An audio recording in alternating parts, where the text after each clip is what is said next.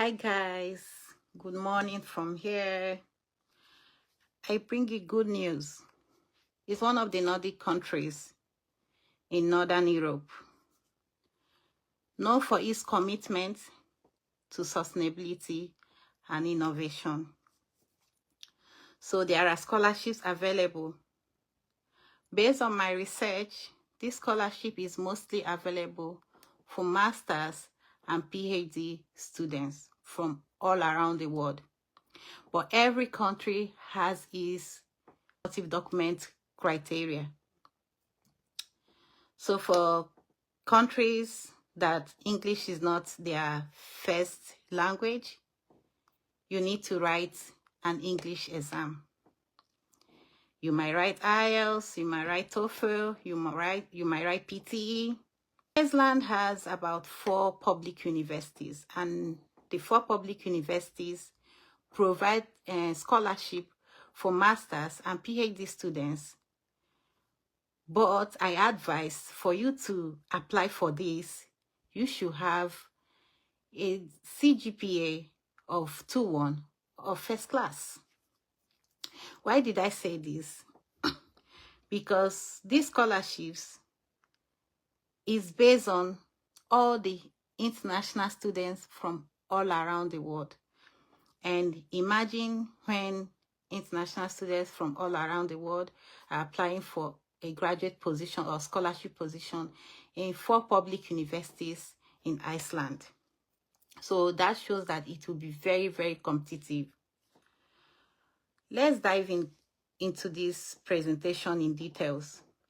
I can mention a few of the universities that are giving out the scholarships.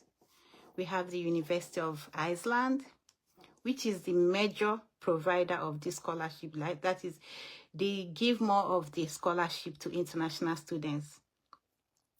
And the application portal opens on 12th of December every year and runs from 12th of December runs through to February. But I always advise apply on time because international students don't have the same application window with native students. So for international students, I always advise try and submit your application immediately the portal is open.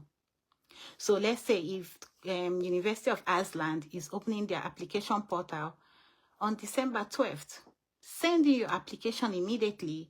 Do not delay, but make sure you submit your application and supporting documents by the end of January. Then Agricultural University of Iceland is also part of the public university that is offering this scholarship. Then Hola University, also in Iceland, is also part of this public university offering this scholarship. This scholarship, like I said before, is mostly for graduate students. Yes, they have for bachelor's degree, but because their major language is not English, although English is widely spoken in the country, but they speak Icelandic.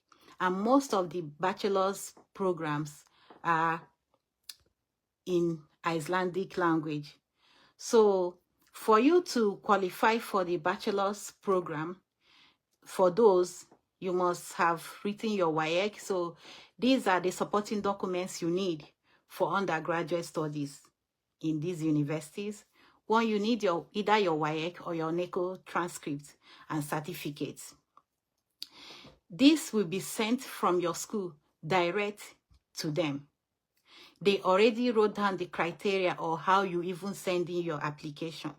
It should be with an official email address. For those that have a bachelor's degree already, then they want to go for their master's, first you should have an international passport.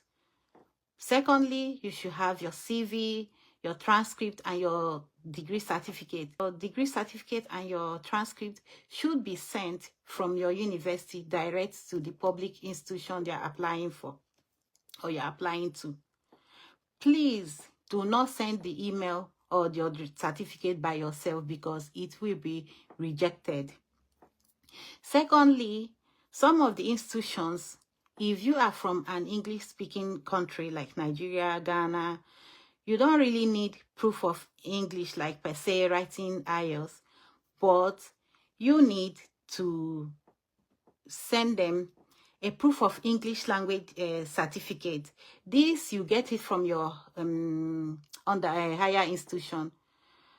I think the last time I got mine, before I wrote my IELTS, I got it from our exams and record units. I think that's where you go and request for your English proof of English language. This is shown that all your undergraduate studies are done in English language. But I always advise people, do not follow that route. Please write your English test and pass, because this application or admission is very competitive. So they will first of all consider students or applicants with competitive supporting documents. So can you imagine when you are trying to apply for a particular program, and there's a student that already have an IELTS score of 7.0, and this person is bringing in a letter showing that his or her undergraduate studies was done in English language. So who do you think will have the preferential treatment? Because scholarships are very, very competitive. I will have to list some of the courses that are taught in English. One, they have planning, they have architecture, they have natural sciences. When you go through the application portal, you will see where they write international, yes, that means they are taught in English. But when you see international, no, that means it's not taught in English, and they don't accept international students in that particular program. Then you need 2 reference letters from your professors. I think 1 or 2 of the institutions also need a reference letter from your workplace. So these are the documents you need to gather and get yourself ready for this particular scholarship opportunity. Then you also need a statement of purpose. I always advise on this channel to make your application stand out. Please have a volunteer experience in your CV. There are certain things you need in your application that will make you stand out when you're applying for a scholarship, like the English language test. Write and make sure you score 6.5 upwards. I even advise people to target 7.0. Write a strong statement of purpose. If you are going for a research-based program, try and email professors in that department. You can even call the admission unit. Every of their information is on their website. Their emails, their contacts, everything is there. Call, ask questions.